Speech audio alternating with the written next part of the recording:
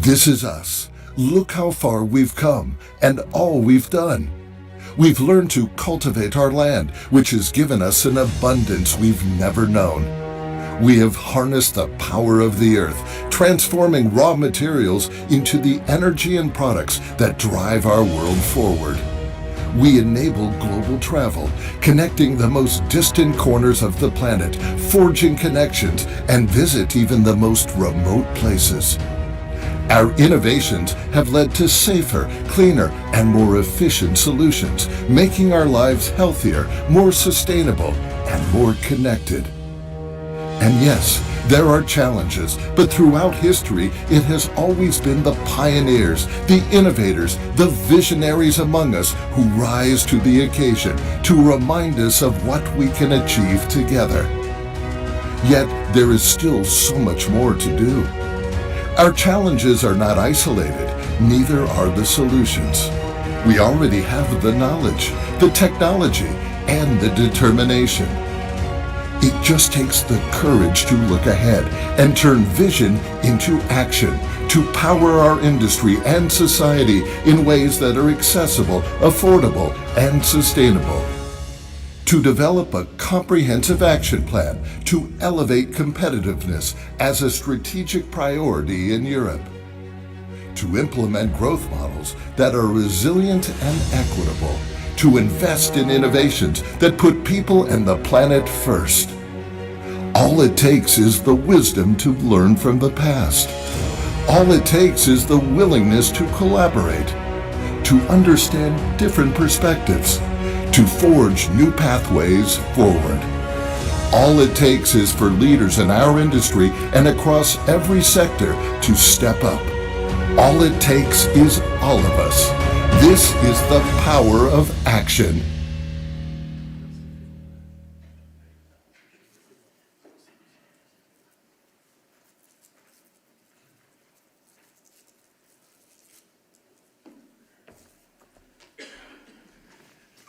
Good morning and welcome to the supply chain session of EPCA 58. Firstly, thank you for coming out at an early hour and on the last day. It is appreciated. There's a lot of effort that goes into arranging this session, so I'm really grateful for your attendance. Couple of practical issues before we start. From a housekeeping perspective, emergency exits are now being lit or flashed with lights, so over in the corner and behind me here. If you could, as a courtesy to the panelists, can you please mute your mobile phone, which I will just remember to do myself, because that would be embarrassing. The event will be streamed. It's available later, as with the other sessions, presentations also available. Other important topic as well is to thank our sponsors, Avinto and S&P, and for the breakfast this morning. It was much appreciated, the coffee by me, so thank you for that. I think we have the do's and don'ts. I could read through them, but I think to save time, I'll just say do the do's and don't do the don'ts. Okay. Sorry, I've already mentioned the sponsors, but thanks again.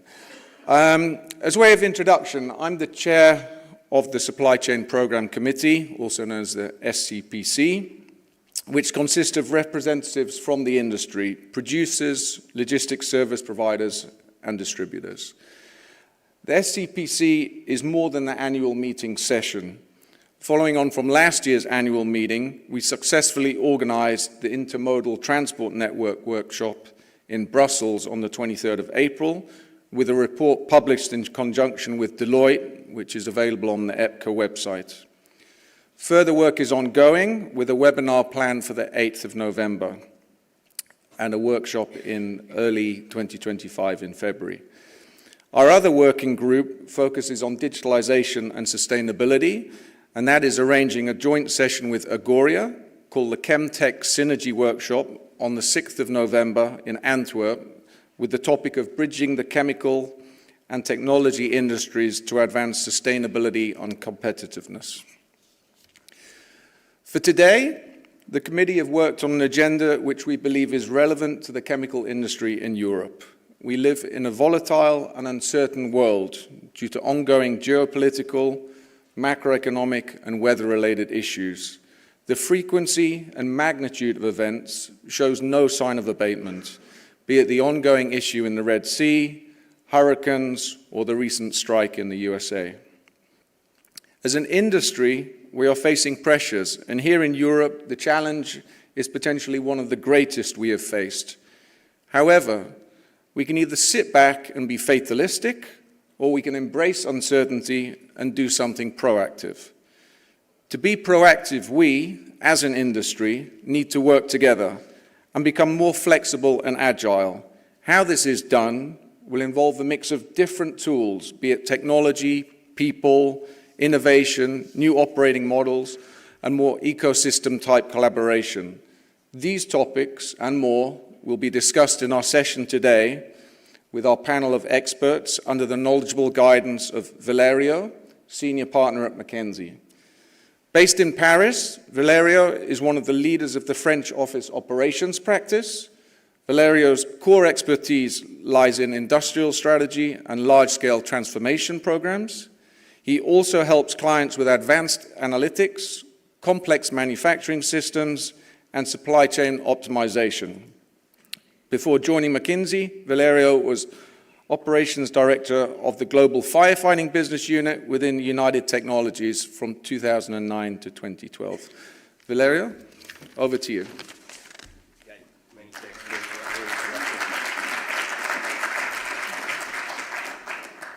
Good morning to everybody. I do feel privileged and honored to be in front of you this morning.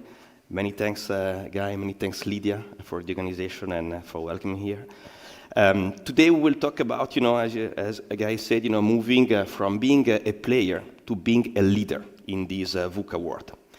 As you can see, it's quite of an ambition to discuss this as this 8 o'clock morning session today. So Guy and Lydia thought they better not to be alone to deal with that. And here with me, the three panelists that will follow, that will be on stage with me. You want to join us here? Let me introduce to you from the left-hand side, we'll have Yarellis Hernandez. Yarellis leads a team of 200 professionals in supply chain, covering the topics of planning, logistics, and customer service across Europe, Africa, Middle East, and India.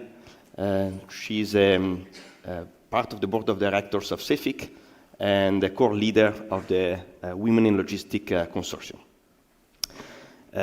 She works for LyondellBasell. LyondellBasell is, for those who don't know, maybe is a global player in polyolefins and polymers, primarily meant to serve industries in health, food packaging, and transportation. Next to Yarellis, we have Virginie Delcroix. Virginie Delcroix is Executive Vice President in charge of Sustainable Development for Geodis. Geodis, the world leader of logistics and supply chain solutions, operating over 166 countries in the world. And we have next to Virginie, Roberta Chiesura. Roberta is the Global Procurement Manager for Infineum. Infineum, the JV between ExxonMobil and Shell, specialize in additives for fuel and for lubricant applications, both for internal combustion engines as well as for new sustainable solutions in the EV space. Thank you very much for being here with me today. Together,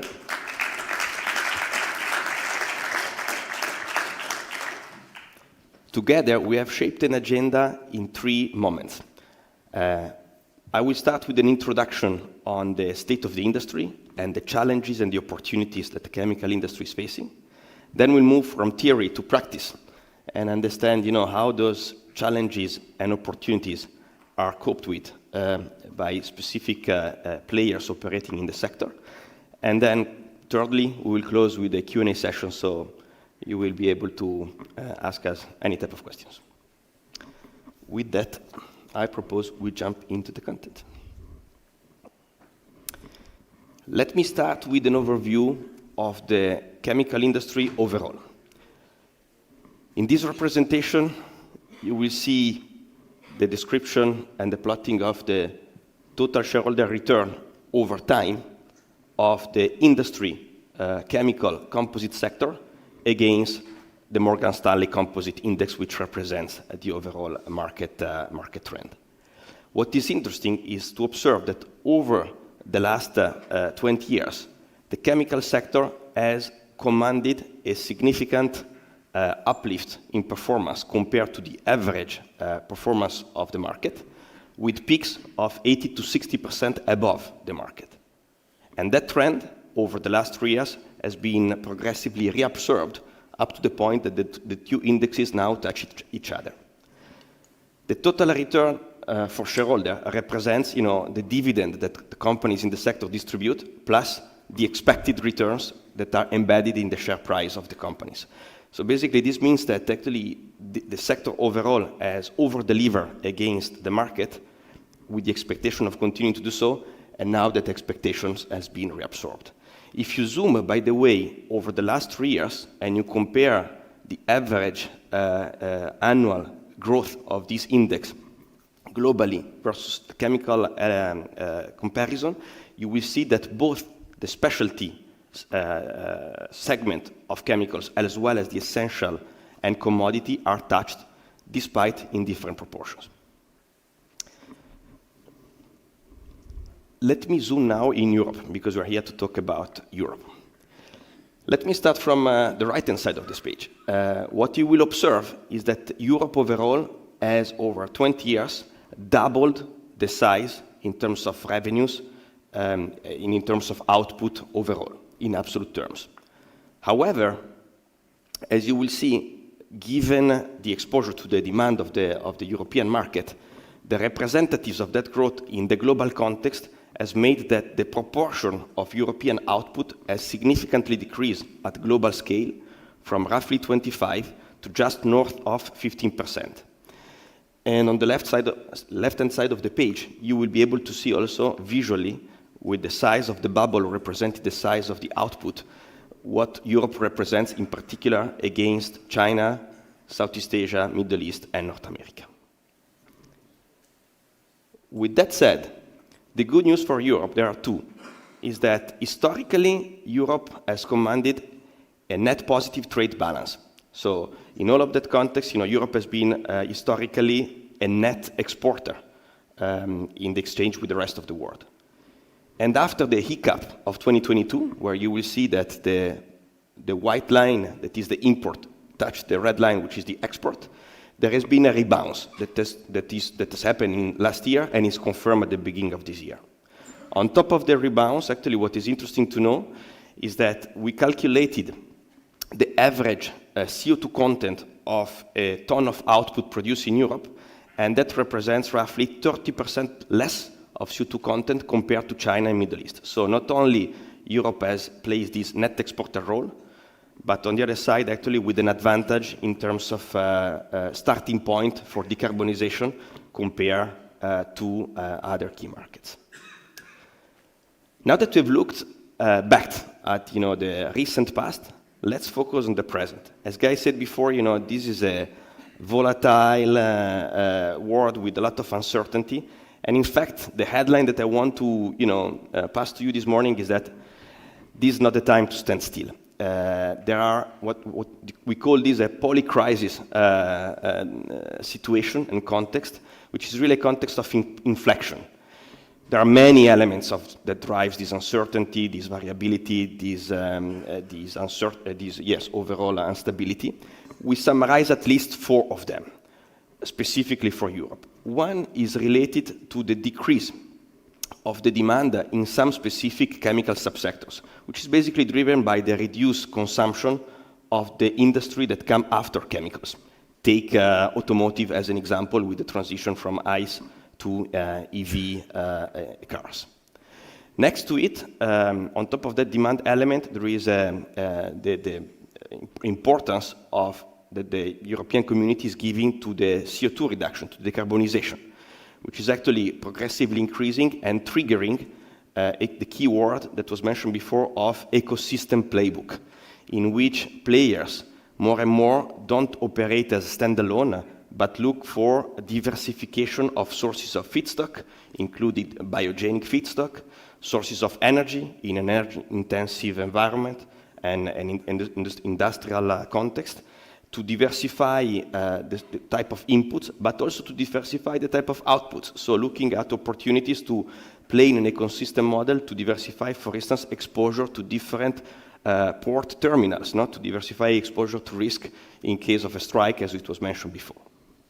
On top of the CO2 imperative, the third element to remind here is there is an overall trend of regionalization, driven primarily by two things: geopolitics on one side, and the demand and supply rebalancing in some regions, like specifically in China, where the technology gap is, progressively compensated and creating, a less need for imports from Europe to China, and potentially even risks and threats of overcapacity in China, which could in return play a game on that famous net trade balance game that we saw in the previous page. And last but not least, energy. Just after the Ukrainian crisis, Europe discovered what it means, the dependency on, single source of energy supply. This situation is very vivid also today with the crisis in the Middle East and the risk on, the oil and gas markets. Europe is already experiencing 2 times higher energy prices compared to the past, with the risk of, seeing that index tripling against the past if you embed the increased cost of CO2. Now, in face of those challenges, let me tell you, when we look out at players like you in the room, what do they do today? They don't, the ones that try to go on that journey from player to leader are not looking anymore after small incremental continuous improvements here and there. They're going after bold moves. And in this page, we summarize the 4 main bold moves that we observe, specifically in the supply chain dimensions of operating a chemical business. On the first one, you will see everything related to the architecture of your supply chain.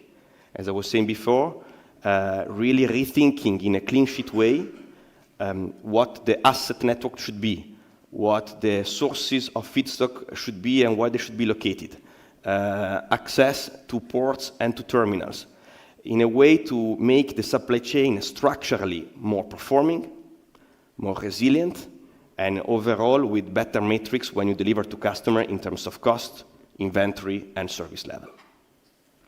Once the architecture is set, and companies typically then look at the way they operate. Say, after touching the hardware, they look at the software. And by doing so, they typically touch the operating model. So how you run that supply chain? What are the S&OP, supply planning, demand planning processes that govern how you produce and deliver to your customer? And with the big component of technology enablement related to that.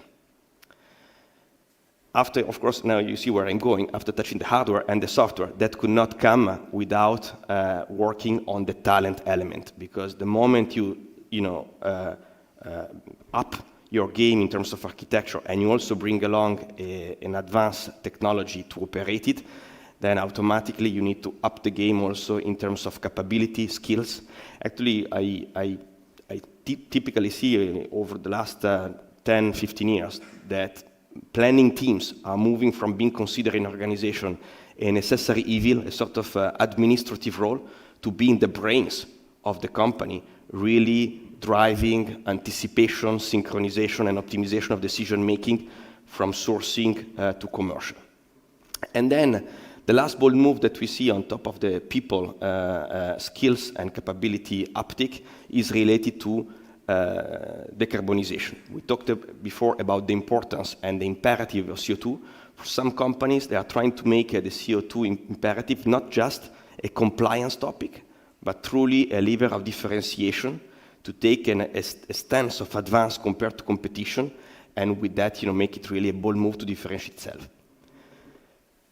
I spoke about these 4 bold moves in supply chain. Now, as you will see very shortly, companies don't do only one of these. Most of the times they operate on a blend of these things. There is a lot of synergetic play between 1, 2, 3, and 4, let alone the fact that these are the bold moves that we observe in supply chain. There are other bold moves that as a business companies are, in particular in Europe, revamping. It's sufficient to have a look at, the executive summary of the latest Draghi report at the European Commission that, to understand the importance of reboosting in Europe innovation and business scaling with consolidation to create regional champions that go beyond the national ones to face global competition. So these are, more generic business moves bold moves that, go above and beyond the supply chain one. I color the number 2 in green because I would like to close with a deep dive on this one. The technology enablement is really the key area in which I personally operate the most, at least over the last 10 years, helping companies redesign their operating model and embedding technology. Technology that for players like here in the room are primarily advanced planning systems, like the SAP ABP, Kinaxis, OMP, O9 of this world, to mention a few. And building on that, AI, Gen AI capabilities to maximize the ability to anticipate shocks, to synchronize end-to-end the different functions of organization, and to optimize the decision-making.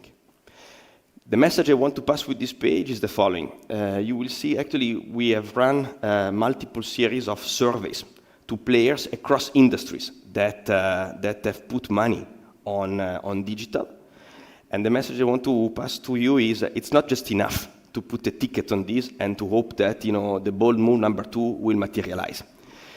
The page illustrates, when we serve this company, what they declare as a return on investment on their digital bet. And as you can see, there is a huge heterogeneity between the middle pack and the top pack. The top pack being able to deliver 4 times more returns in terms of inventory optimization, cost reduction, better utilization of the assets, you name it. They chose where they use digital. And the difference between the mid pack and the top pack of this distribution is related to the fact that companies who manage to extract more value from this digital investment are the ones that don't take it also just as a technology investment per se. They really take the opportunity of injecting data-driven decisions and technology to rethink the operating model in a clean sheet way, so really redesigning how they operate an S&OP, a demand planning, a supply planning in a future-proof way. 2, they play on that people dimensions that I described so importantly before, really elevating the level of the skills and making this a journey to bring their supply chain teams to another level of capabilities. And 3, take these opportunities to work on their data, clean them and make them available in real time and in good quality. And with those 3 elements, they are the ones that extract this extra value from digital. With that, I close maybe the first part of introduction. I hope this triggered already some thoughts. I was trying to look in your face here. And we move now probably from theory to practice.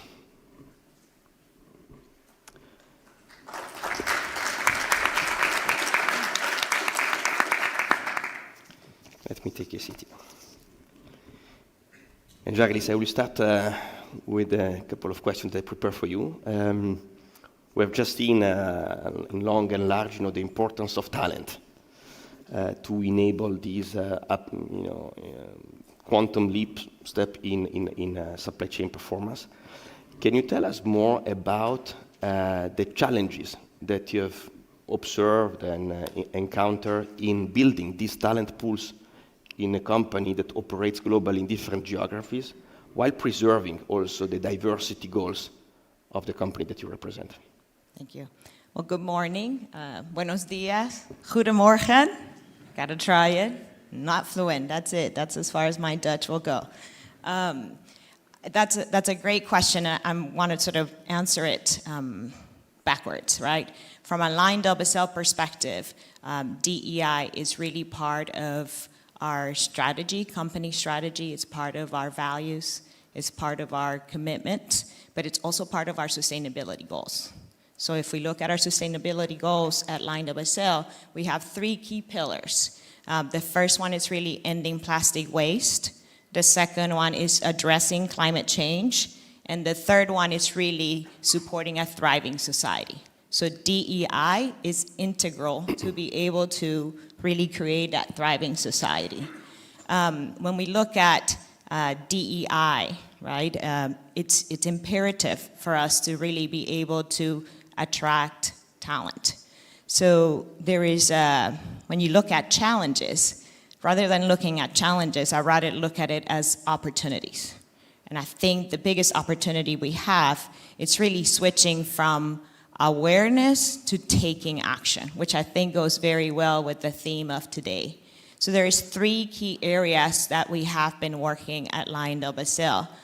The first one, talent attraction. The second one being retention, the efforts for retention. And the third one, professional development. And to give you a little bit more details on what each one of those we have been doing, so from a talent attraction, we need to be thinking of not just that pipeline that is ready now to enter the workforce, but also the one for the future. So the one that is ready now, we really look at when we're doing the interviews. First of all, make sure your pool of talent that you're bringing in is diverse. It's representing the community where you're at.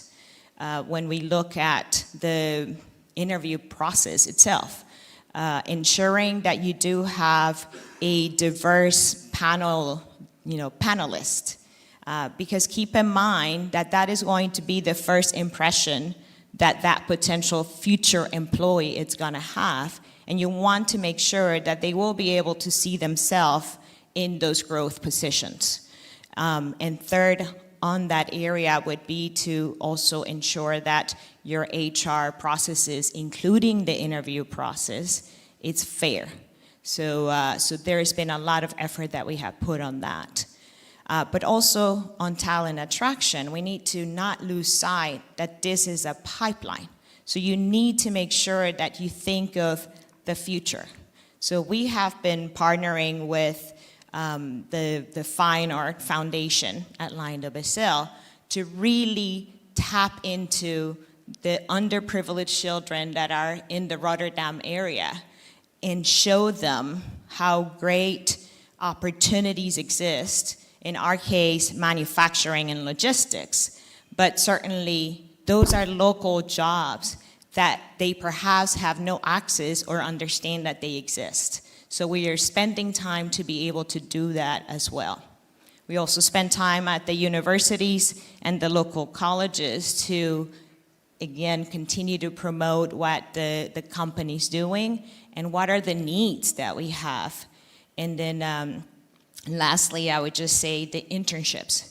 So by having internships, it gives us an opportunity to assess talent, see if they meet the culture that we're looking for, and then being able to quickly integrate them into our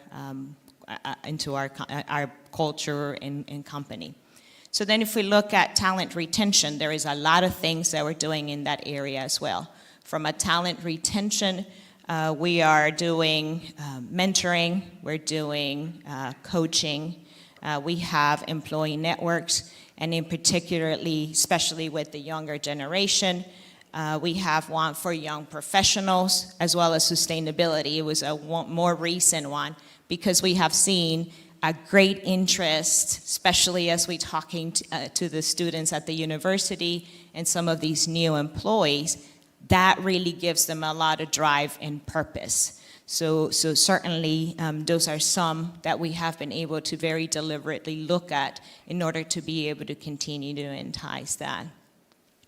And then lastly, I would say the sort of the professional development, promoting professional development. So at LyondellBasell, we have been working with how do we continue to attract and train our women and underrepresented groups. with giving them not only special training, but also exposure to senior leaders, mentorship. But that's not just limited to women and underrepresented employees, right? We also look at if there is high potential. So because diversity, it also has a component of diversity for all, right? So those are some of the key themes that we have been working on. But I would say a fourth one that I would think of is we really need to take intentional action, right, to be a catalyst.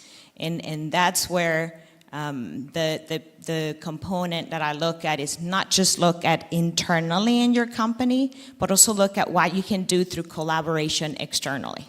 And that sort of brings me to, it could be through scholarships, it could be through other means.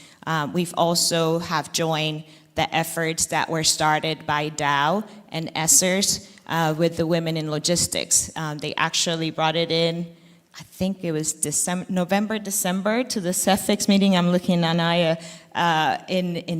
They came to pitch the idea, and it was so wonderful to be able to see that we could be competitors, but we can collaborate with each other to really be able to push that power of action forward, to be able to bring something wonderful to our industry. So this consortium, it's really focused on how do we promote women and close the gender gap, increase representation in leadership, as well as in drivers, and the logistics operations area, such as warehouse and terminals.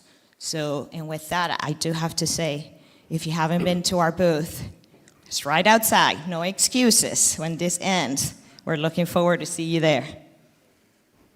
Yarellis, thank you so much. It looks very holistic and very pragmatic as an approach, so, and comes from a consultant. So, yeah, understood. Any other comment? Let me share the experience from an Infineum perspective. In terms of the diversity, equity, and inclusion at Infineum, we are actually making progress on moving towards a more diverse talent pool, mainly building on 3 pillars. And the first pillar we refer to is actually clear company priority on DEI is actually one of the 4 principles of the company, as well as our CEO. And this is together with safety, together with integrity and sustainability. The second point, the second pillar we are building upon is actually linked to the importance of having something coming from the workforce. So we have formed what we call affinity groups. And the affinity groups is a volunteer-led colleague network, which is actually based, is a community of people who are sharing experience and are actually using the opportunity to meet. And first of all, the main scope of these affinity groups is to create what we call a psychological, safe and supportive environment. And we have heard that this is very important and critical for all the groups. The various affinity groups, we have got women, ethnicity, LGBTQ+. And from that, we are starting to think about which are the ideas we could identify to bring and implement a change. Recognizing a change is something that we all need to do, and it's not a solo act, and we need for sure allyship to do it. But these groups are providing an opportunity to have everybody reaching the full potential. And the other element that we are building upon is actually the opportunity to focus and to align as organization on DEI as being substantial, important from our standpoint, and also having the goals, the linkage to the sustainability goal for everybody in the organization. With these 3 pillars, we are actually achieving great results, and to make it very tangible, Infineum UK in the last 7 years managed to to almost halved the gender pay gap in terms of for women, from actually 25 to 13%. This is to make it very practical. And the other element I would also share, specifically the Women Affinity Group from UK is actually a finalist in the Outstanding Women Network of the Year for this year, and we are very pleased with that. We need to see how it's going to play out, but it's a great success. Of course, we are pleased of the success, but it's true there's still a lot to do. Thank you, Roberta. Very complimentary recipe, and I like the sense of purpose with which you started on that. Virginie. Thank you. A lot has been said, Yarellis and Roberta. I want just to add a perspective from Geodis. If we have a look at numbers, overall, for the employees, we are 40% women, which is not so bad in our sector. When we look at the intermediate management, we have 35% women, so we can say it can be better, but it's okay. But when we have a look at the senior management, I mean the top 150 person at Geodis, we are at 22% of women. I know we are not the only company having this kind of glass ceiling, but it means that we need to concentrate our activity, our actions on promoting, growing this intermediate management women to access and to dare to have to switch to higher responsibility. And one of the tools we use is a mentoring. And the mentoring has two benefits. A benefit for the mentee, the woman who will dare to express their ambition, and also a benefit for the mentor, men and women. We need to have men and women in mentor. Because we learn a lot as a mentor to better understand what are the obstacles for women in high responsibility position. So we learn a lot as a manager to better manage our teams and the company to promote diversity and inclusion. So if in the room some are hesitating to take part of the mentorship programs you have in your companies, please try the experience. It's really beneficial for us as mentors as well. And let me add one, from me something. From an Infineum perspective, we have also started a new program which we call the reverse mentorship. And we are actually starting to pilot it. We just started last week, starting from the Women Affinity Group with higher management. We are aiming at the certain middle management level, but also aiming higher. And the focus will be on allyship.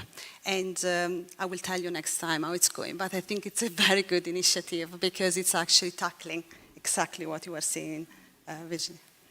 And I would say also to add to that point, it's very interesting to see how we're all trying to tackle this in different ways.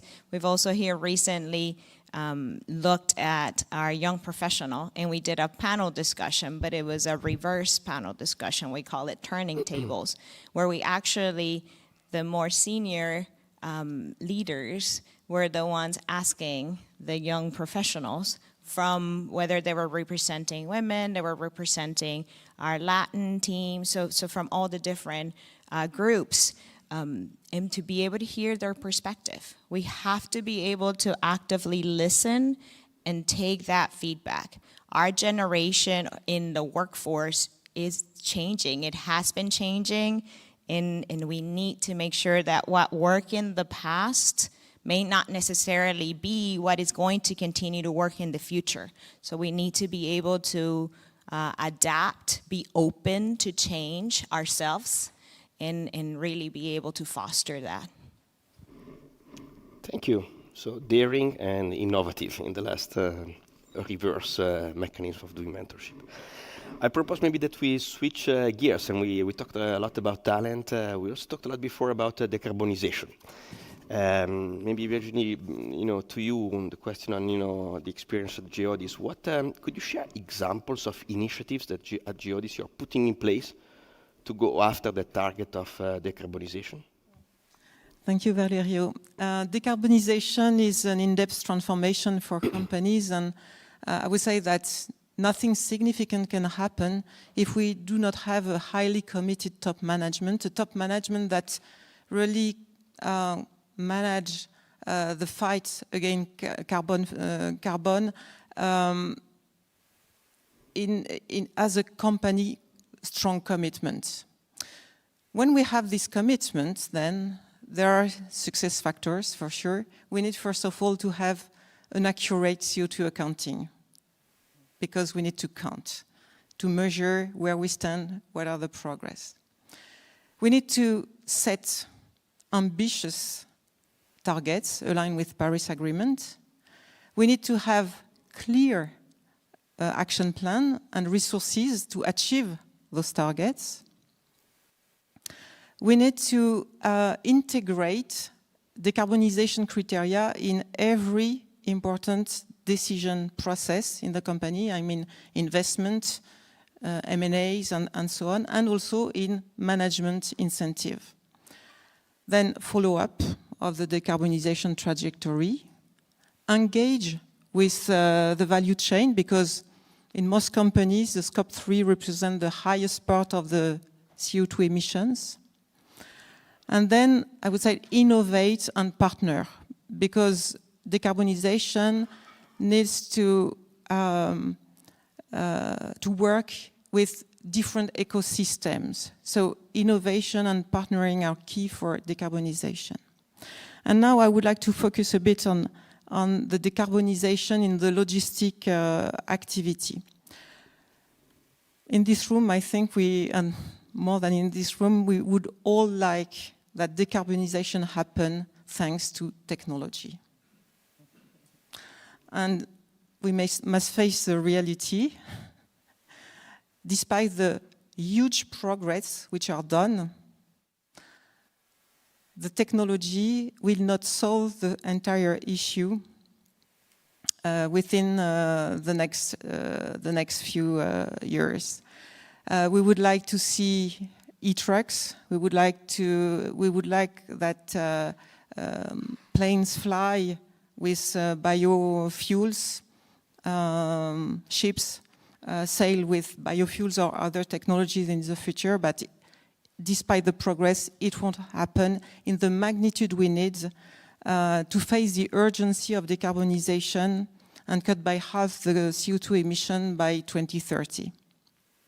So this is so important that in parallel to this technology transformation, we activate other levers to decarbonate. What are those levers in logistics and transport? We have the optimization of the flows. I mean optimizing the ton kilometers for our customers, avoiding that goods go in a very complex destination before they arrive at the final destination. So it's optimizing the ton kilometers. The second is using the right mode, the most efficient mode, combining the operational expectation and the decarbonization. So very often it's a combination of different modes. Then we have the optimization of the loading. Containers loading, trailers, trucks loading. And finally, energy efficiency in everything we do. So we see that we have 4 levers which are powerful because we can activate them right now.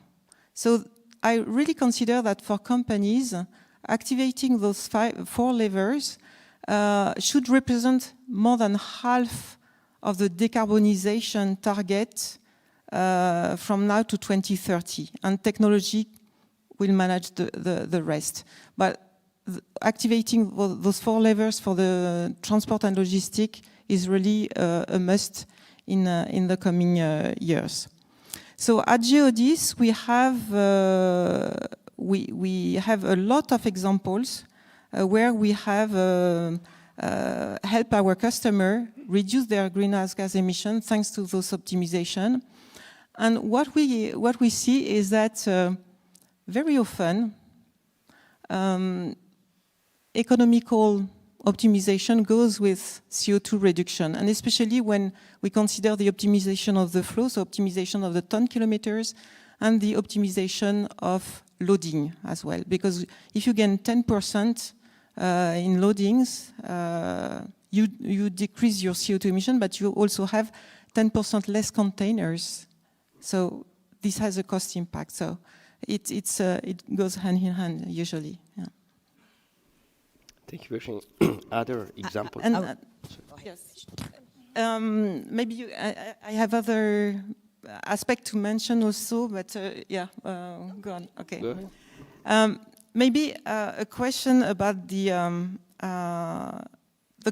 we hear a lot of messages now saying, okay, sustainability is good, but what is the cost of it, and how we go? So when it's today, we can say that in logistics, as a logistic company, I can say that we have more and more often customers who award us, who give us their business, their logistics, because we're able to offer the best service, the best sustainable value proposition, the best contribution to their sustainable performance. On the other hand, of course, if the competition has the best offer, we can lose business. But there is really an acceleration on this. And it's not in one specific sector. We can see this in many different sectors: automotive, retail, consumer goods, chemical, pharma, and so on. It's mainly with European groups for the time being, but it's going fast. So at Geodis, we really consider that investing in sustainability, in climate, in environment, in social challenges, is not only the right thing to do in line with our values, but it's also risk mitigation. Risk mitigation because we prepare to the regulatory strengthening. We keep our customers because we are able to propose relevant service which contribute to their sustainability performance. So it's a way to keep and develop our business, and we are also able to attract and retain talents because employees pay attention to the sustainability commitment of companies. So that's very important. Now I would like to maybe open a bit the question to another type of sustainability, but which is integral to the service we need to propose. This is what I call the operational sustainability. You have mentioned that we are in polycrisis, sanitary crisis, geopolitical tensions, wars, strikes, and it's not a French specialty. Not this time. And so on. Climate change crisis as well, with Panama Canal, for example. Facing those crises generate big impacts on your value chains, big impacts on your business. So logistic and transport company do their best to help you overcome those situations, those crises, but cannot solve all the problem, cannot eliminate the impact on your business and on your performance. Simply because we cannot instantly find ready-to-go best solution for every situation. So it's more than ever very important that we have strategic meetings to really identify the risks, the scenarios, to identify the plan Bs that can be activated more efficiently in case of crisis. I would say that logistics cannot anymore be considered as a commodity service based on cost criteria only, but it's really part of your strategy and on the sustainability of your supply chain. Thank you very much, Virginie. When you were talking about environment and sustainability, the beautiful butterfly that came just on the back of you there. I don't know if it's a special effect of the organization, but well done. It was all planned. All planned. Any addition to? I did. There was a couple of things as you were talking that it reminded me. I think another key that is critical, whether it's sustainability of decarbonization, it's we need to make sure that we have the commitment from leadership for a couple of things. One, the investment. Two, the people. You need people to continue to help you drive that strategy. And third, the vision. We need that vision to be top down, but also bottoms up, right? All of it has to work cohesively as an ecosystem. I think another one that it's super important, and I look at everybody here in the audience because we all have to work on this together, is the collaboration as an industry cluster. We cannot do it by ourselves. We have to work together and get past the fact that we are competitors, that if we continue to work in those silos, literally, pun intended, as a supply chain group, we won't be able to achieve the goals that we're trying to get by 2030 or 2050. So those are going to be very important for us as we continue to move forward. And I think the third one that I wanted to mention is we still need to continue to advocate for support from the governments and the national regulators, because we still need to have improvements in the infrastructure to be able to achieve the goals that we're trying to get. And let's keep in mind that the cost and the time that it takes to plan those changes in the infrastructure, we're not talking 2-3 years. We're talking 5 to 10 years. And when you look at that time window, 2030, it's already here. So.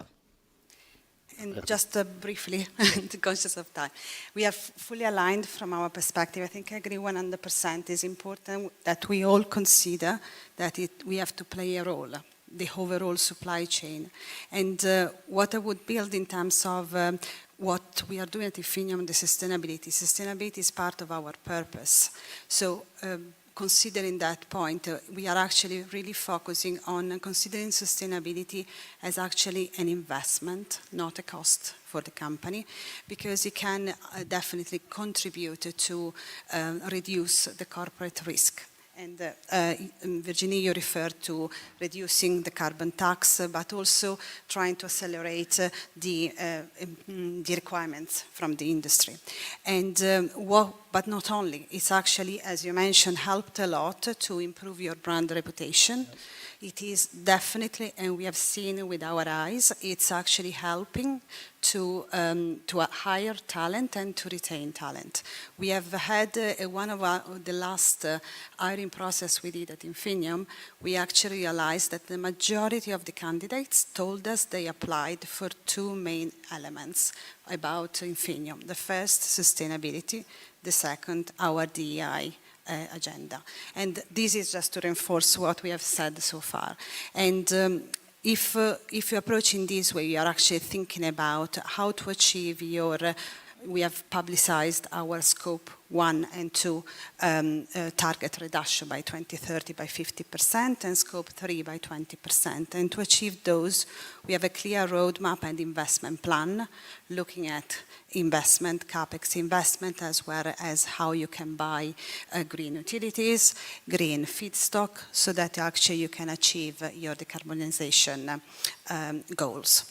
And I would say that it's sustained the value approached in this way, sustainability, it needs to come from everybody, as you said, Yarellis, because it's extremely important. We are aligned to make a difference, but it's also helping to actually making your company more resilient towards a decarbonizing world, which is happening as we speak. Thank you. Thank you very much, Roberta. Let's stay with you for one final question that I prepared for you. That is, before we're saying technology, talent, strategic initiatives, now we just talked about decarbonization, but they don't come in silos, one by one. How, at Infineum, what is the recipe and the roadmap in which you blend these things into one integrated journey? Yes. So, the integration, let me call it in this way. If I think about what you presented before, the 4 pillars, let me start probably from the first 2. So the element of the looking at the overall supply chain and the overall strategic initiatives. And also think about the second, which is more moving into the technology, digitalisation. But we'll cover all of these. So there is a need to absolutely build and mingle the two together, the strategic initiative and the digitalization. And what I mean by that, there is in the world we are operating in, which is extremely challenging and a continuous shifting market landscape, which is bringing a need from, as we heard loud and clear from our customer, a strong attention to cost, be more cautious on the cost side. There is absolutely a need to operate and to deliver in a different way we did in the past. And this is important to improve your company resilience. And this is the reason why in the last couple of years Infineum undertook a transformation which looked first of all to implement what I call a significant shift from our side. We actually moved from a product focus to a from a product-centric to a customer-centric approach. And I'm talking about this being a significant change because it's actually reacting to the reality of the marketplace. Our business is commoditizing. For that reason, our ability to extract value in the marketplace is different. And it's even more important to shift from a technology excellence we still have and deliver, and it's valued, but it's valued in a very different way than in the past. And shifting to your customer is allowing you to understand what are the needs, what are the changing environment situation from them to ensure that you can help them to succeed in the new environment. And this shift has been done also with a reinforced focus on cost competitiveness, with the need to challenge the status quo, but also with the need to actually embrace a different way of working. And as you can imagine, in this description, digitalization technology is the stronger enabler you can have to achieve what you have to do, because it's bringing to the organization what is a different way of delivering. And to give you some practical example, we have implemented a new advanced planning tool, Kinaxis. We have started to use and to adopt in procurement e-bidding tools because they could allow our new sourcing strategy. We had an enforced focus on analytics, which was extremely important from a financial and a cost visibility perspective. And we are implementing, as probably many of you, we're preparing for the S/4HANA implementation.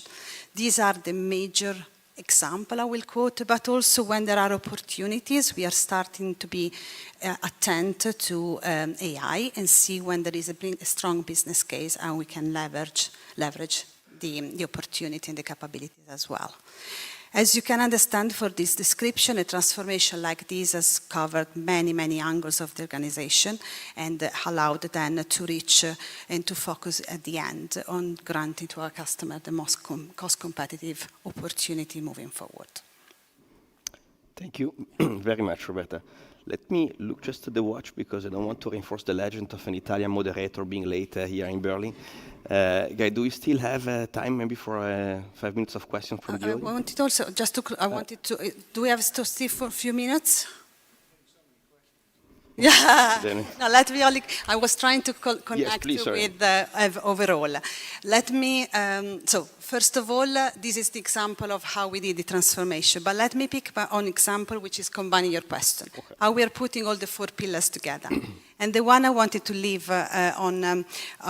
with everybody is about one example from procurement, where I see all the elements playing together is what is the implementation of what we call the supplier relationship management program, which is actually what we adopt in Infineum with our key partners, key suppliers, which are the suppliers, of course, becoming, as we call, strategic and partners to our deliverables.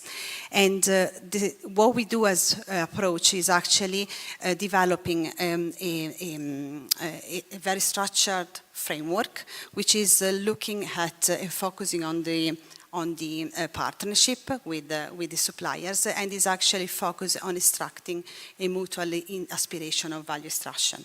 And when we do that, we are actually basing the structural approach with, of course, short and long-term objectives, but also with KPIs and dashboard. They are based on 4 main pillars. The first is safety, which is of course our license to operate. The second is the cost competitiveness, because it's our promise to our customers. The third is sustainability, which is our purpose and how we do things. And the fourth one is digitalisation, which is exactly the key enabler to deliver agility, speed of reaction in supply crisis, how you actually deal with everything the marketplace brings to us. And of course, it's helping in the future to think about predictability and be better prepared to deal with future disruption. As you can see, all of that is extremely critical from our side, but it's also a way in which we collaborate together, because this can allow a stronger resilience from a company perspective. No more time. Okay, so very good. So We're getting a 2-minute warning, so. Yes, we're getting. that's why we were confused. So, Then totally okay. Then actually, let's enjoy. so let me give the last comment, and then I'll let you comment. All right. I do have one. I was Can prepared. keep extending. Now we have 21 minutes and So- counting. No, just one thought I wanted to share with you in terms of how we combine all these pillars and how it can be useful in any company. And I'm actually doing a very simple simile, which maybe stay with everybody in the future. So if I think about strategic initiatives, and if I think about digitalization, sustainability, I see all these 3 elements and think about digital as an enabler. Like when you do a recipe. When you do a recipe, you want to think about the importance of each ingredient, because each ingredient will bring to you a unique value and contribution. So if we think about, let me pick up, and bear with me, it's an honor because I live in UK. Let's pick up on Victoria sponge. So if you have to make a cake, and you think about doing this, you have absolutely some fundamental ingredients. And the first fundamental ingredients I will pick up upon is the strategy, or the strategic directions you want for your company. It's setting the tone, it's giving you the kind of approach you would like the company, and actually is giving the overall sentiment of the culture of the company itself. Without the flour, you can't even think about making a cake. But you know that a cake is sweet. So sustainability, in my mind, is the sugar. Now, if you have got flour and sugar, they will never stick together. The only way you can have, and you can think about making a cake, you absolutely have either the egg or the milk. And that's what is the third element, which I'm losing the overall Recipe. The recipe, sorry. The overall, so we said the sustainability, the strategic direction, and then you've got the transformation. The transformation. The transformation and the digitalization itself. And this will become what actually is putting all the things together and can allow you to make it itself. So as you can understand, they are going always hand in hand, and that's the way you can actually portray it in your company something which is sticking and stay with you forever. Thank you for the culinary metaphor. Now I'm looking forward to the coffee break. Any other? I don't think I want to follow a cake recipe here after this. My comment is not that sweet. I was just looking at it from the perspective of sustainability or supply chain resilience, right? Just kind of drawing from a different perspective. And I think for when I look at it from a LyondellBasell perspective, we also look at what risks. We do have a method that we utilize. We actually have a team, the enterprise risk management. So we really work and look at every year, we relook at the prior risks that we had identified and make sure that, one, are they still valid? Do we need to add new risks? And then it's interesting, I've heard some comments saying, well, you need to think about the unknown risk. Well, if they're unknown, they're unknown. So the way that we approach it is look at the areas within your supply chain or your value chain where perhaps you have a single point of failure. What do we need to do to have some things already in place? I think if I look at the Red Sea crisis, for example, in our enterprise risk management, we had identified instability in the Middle East, and we thought it was going to be, the way we have thought of it, it was Iran, right? That was sort of what we thought it was. And when this whole situation happened, we already had a playbook, so to speak, but it was just a matter of tweaking the direction in which we needed to move our lanes to be able to then service our customers. So re-looking at that, it's extremely important for us to, one, maintain the commitment to our customers, but also to try and to continue to stay resilient. And I think the other aspect I would bring up is do not forget to look at your business continuity plans. Those are extremely important. But not just have a plan in the bookshelf. Okay, we probably don't have bookshelves anymore on your OneDrive and not look at it anymore, but drill. Make sure that your organization understands what their roles are. Because remember, our workforce is changing.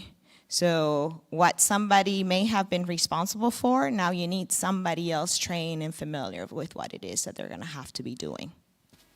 Thanks for sharing, Geodis. A closing remark? And maybe to build on what you said on the digital technology importance, from the perspective of sustainability, at Geodis we massively invest in digital technology, in data science, in simulation tools. We more and more use also the artificial intelligence, and this really is key to progress, evolve on the optimization, operational optimization and sustainability optimization. I can maybe share a few examples. We use digital twins.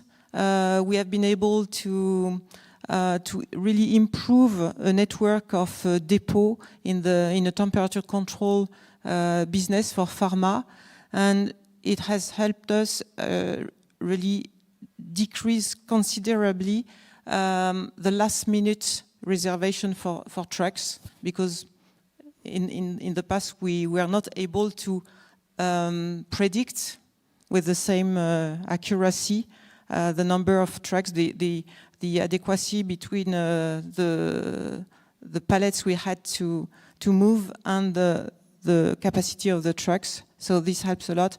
We also have, for a retail customer, improve their logistic footprint.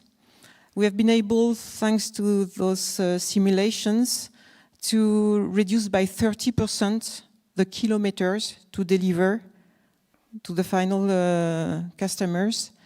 So 30% less kilometers means 30% less CO2. So this is really, and another example for a retail company as well. We have operating in many different countries and supplying goods from many different countries. we have had a global approach, and we have been able to optimize the loading of the containers by 10%. So it's 10% less containers on the sea. So it's less cost for the customer, and it's 10% less CO2 as well. So really, digital technology is really a must for us. We invest a lot. We invest in people in digital technology at Geodis. We are globally more than 50,000 people, and we have 2,000 people in digital and technology departments. So we manage very complex flows, so it's important we have the right tools and we have the best offer to support our customers in their performance. Thanks for sharing. Actually, when you told me last night, 2,000 people in technology and data science, I was blown away last night. Right? I need to think about it. Exactly. Beautiful. So, first of all, thank you very much, the three of you, for sharing all of this. Question from the audience. What's the cake recipe? You will remember the cake, right?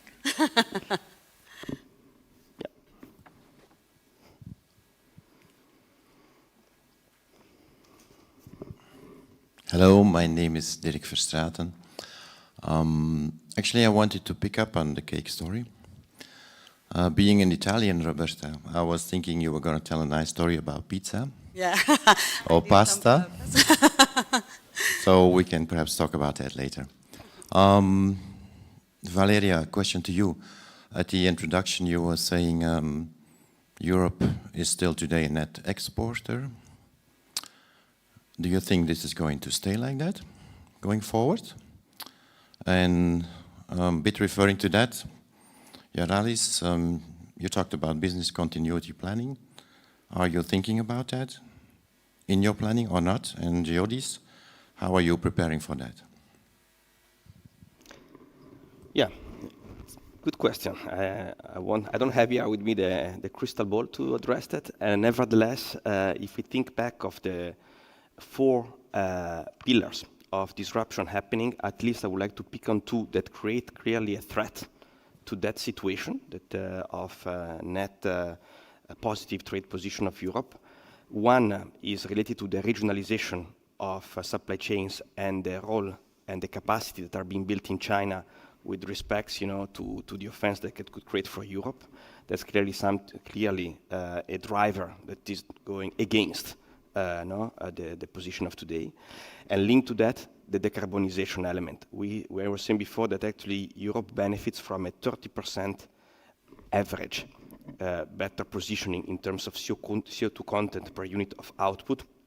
The regulation also that Europe as a region we need to work on is something that we need to find a way also to create an environment in which it can continue to foster that without reinforcing a threat of making foreign capacity cheaper and a risk for Europe, while Europe is struggling to maintain a cost competitive position with energy price increases and an effort to become toward cost neutrality objective. So a risk on the regionalization and clearly a call for action on the second one. Before I heard a lot about talking, not playing anymore as individuals, but in an ecosystem mode, to build this ecosystem and to as an industry really drive that also that action that from a regulatory standpoint will make it economically viable and not create a threat for Europe against the East in particular. To answer your second portion of the question on business continuity plans. So yes, at LyondellBasell, we do have business continuity plans for manufacturing. It really depends on the organizations, including supply chain. I give you an example, cybersecurity, right? That we do have a business continuity plan to address cybersecurity attacks.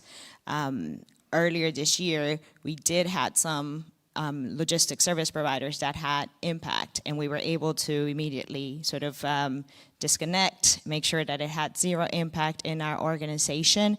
And as a matter of fact, this week while I was here, we were having our sort of cybersecurity drill. But again, we have multiple people that are part of our crisis management from a supply chain perspective, not a single point of failure, so to speak, right? We have multiple ones.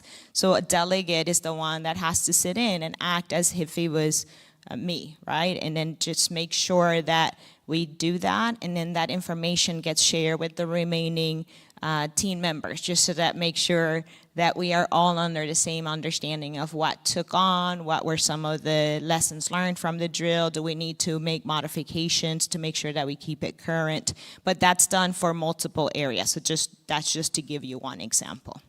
And one more point, sorry, I hammered the supply chain drivers, but as I said before, let's remind also the fundamentals of the business. So I will call out innovation, innovation, innovation. That's really a master. As a European, I really feel that this should be the drive, what we strive for. To continue to create that differentiation and technology gap that will rebuild, product offering superiority. So that's above and beyond the supply chain elements. Maybe a word to answer about service continuity as well. As a service provider, logistic provider, we serve many different sectors. And I can say that historically, a sector which is really very demanding on service continuity is pharma. So with pharma, we have a really major expectation. And we have in place with pharma customers strategic meetings, at least annually, but it's more frequent than that, to really understand the evolution of their supply chain, to identify the at-risk or critical flows. And based on this excellent knowledge we can have on their flows, on their expectation, the critical point, we can put in place plan Bs and so on. And with the pharma industry, we go even to exercise. So we have tests, we test the organization, the processes and so on to check that, to face the crisis if it happens. We hope it doesn't happen, but if it happens, we are ready. So I would say that there is no reason why we should not do the same for other sectors. We are. We are doing the same with our service providers.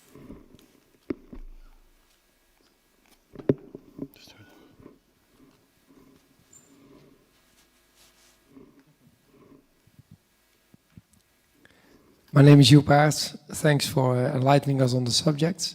To Roberta and Yarellis, at the moment there's a high cost pressure in the supply chains. And you shared some, I think, good ideas and stories on as well diversity and inclusion and sustainability. So how do you feel in your companies that you're able to keep these discussions in the top of minds of your executive management, but also, I would say, the rest of the teams? So I'm going to take that one.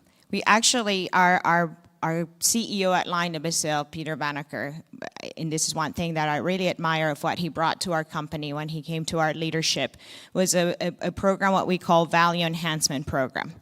And with this, what we're doing, it's a bottoms-up approach where we've involved our entire organization. I look at it from supply chain. Supply chain went through this transformational VEP program here this year, and we involved everybody from our customer service through buyers and everybody else up on the organization to come up with the ideas that would bring, it had to demonstrate a business case that results in reoccurring value that provides EBITDA.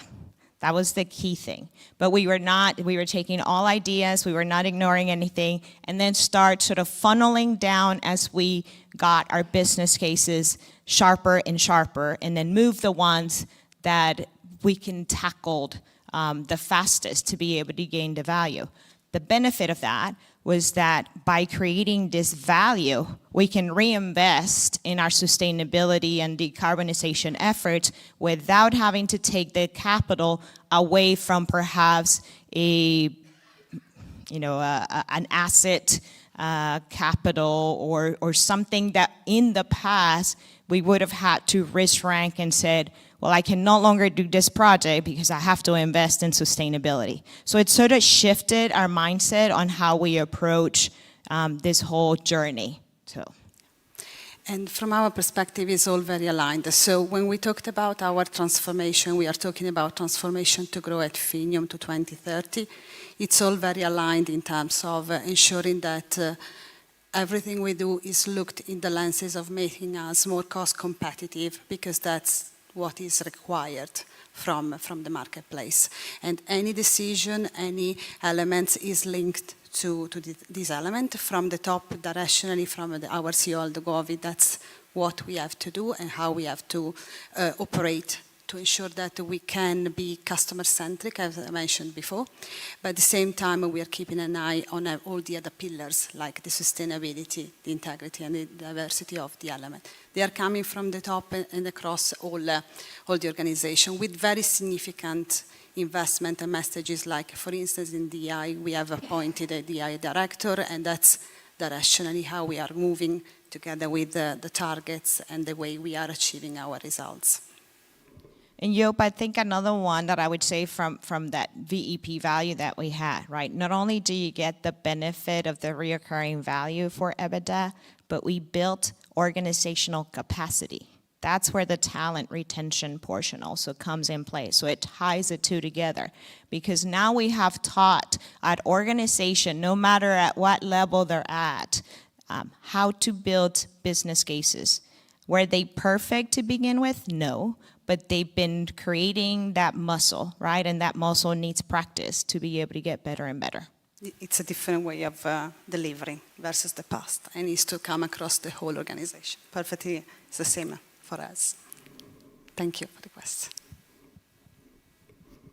One final question from the audience. Don't make me finish on ahead of time. It would be embarrassing for any time now. We give you 2 minutes back. Look, if no more questions, thank you very much for the time you spent with us this morning. I hope that the discussion has triggered ideas. I go back from player to leader. That's really the shift as Europeans. That I feel like, the strength to go and drive, and at least, for clients that I serve, that's what I try to bring to the table. Thanks again. Have a good rest of the day and closing of the session. Merci beaucoup.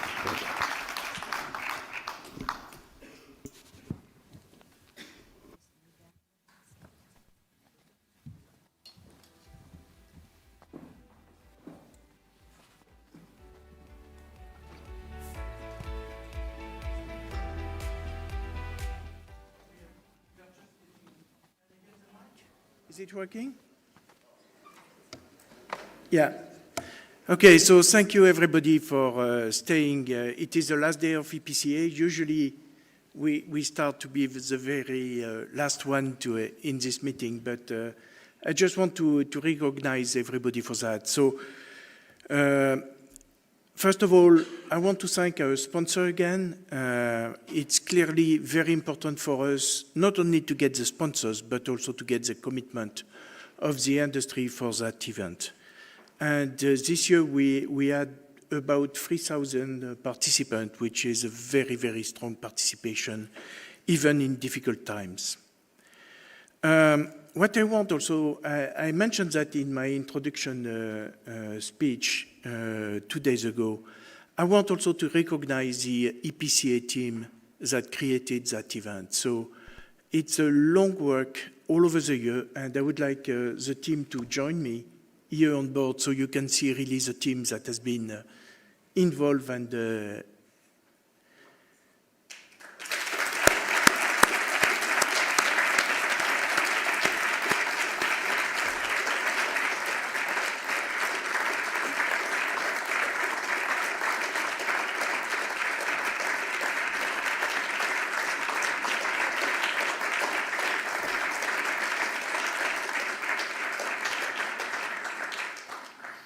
And thank you again for your hard work all over the year. Thank you.